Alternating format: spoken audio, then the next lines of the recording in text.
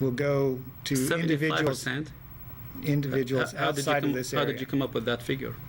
75%? 75. So we're going to make pure 25% of Well, the that'll 200 million. that'll be reinvested into the In the community. economics here. I see. And that's complicated by, if we have that first graphic, Okay.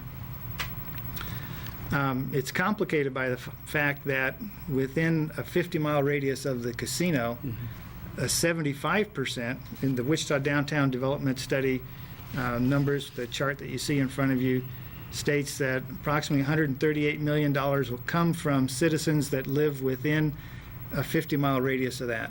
So you're talking about their number, 76% of the money is going to come from people that live in the Wichita, Sedgwick County area and the neighboring counties. If we can put the next graphic up, it'll help you to understand what the 50-mile radius is, if they have that ready, so that you know the people that are affected by this.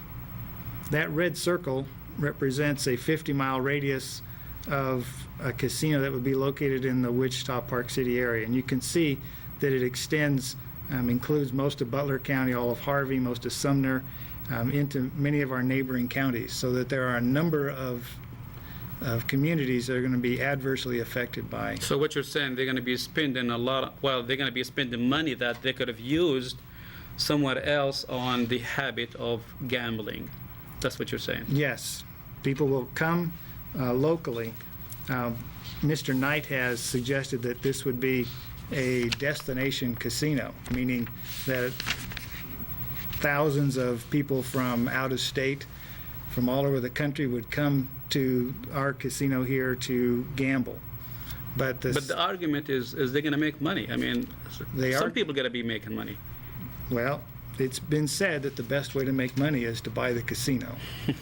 Well, let me ask you this question.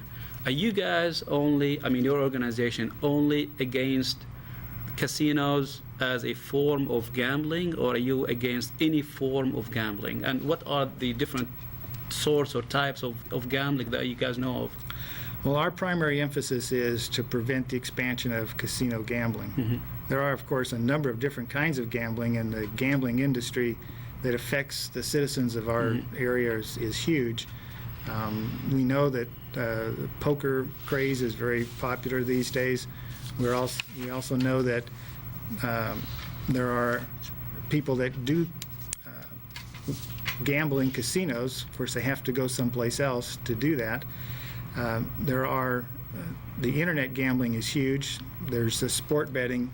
There's the pools in the office. There's the basement gambling done by friends and neighbors, high school children, or high school kids, tournaments that are offered in various establishments around town. There's a lot of gambling available. Are there any other organizations besides yours that maybe they are deploring the type of gambling? Well, the chief organization that we're working with is Stand Up for Kansas, the executive director of which is Glenn Thompson.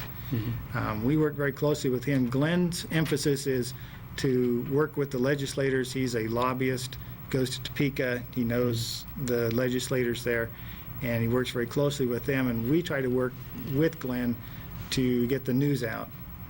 So, okay, let me ask you this. You guys were established just last year and as of a reaction of building a casino in Park City. Right. Okay. Now, since lottery tickets are a form of gambling, Right. Maybe poker games here and there, they are a form of gambling. Why you guys were not established before that? Why now, when the casino issue start up? Well, lottery came into being a long time before I moved to Park City. Okay. And does that mean we got used to it? It's gambling, but it's lawful? I mean, we have become accustomed in the state of Kansas as well as in this country to all kinds of gambling. We're used to having it around. We see it. we accepted it. It has been generally accepted by the country in reality as a form of entertainment. In fact, the gambling industry doesn't like to call it gambling, they call it gaming. And they do that in an attempt, we believe, to euphemize it so that it sounds more attractive and more interesting, and to hide its more the dark side. Okay. Well, if you would like to join us, please call 267-8855. If you would like to join us, call 267-8855. And I have with me Scott. Well, we lost him.